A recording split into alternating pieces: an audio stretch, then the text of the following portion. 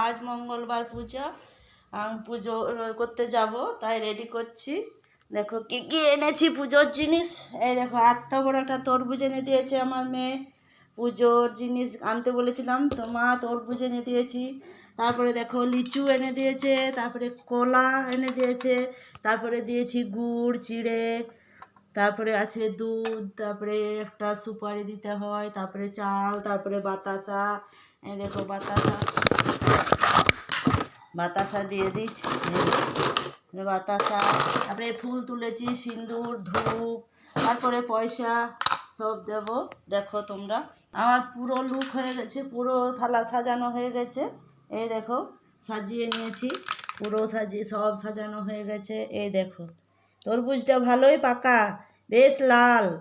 দেখো হয়ে গেছে, সব সাজানো হয়ে গেছে, দেখতে পাচ্ছ বন্ধুরা তোমরা। এবার পুরোহিত মশাই এলে যাব দেখো পুজো করতে।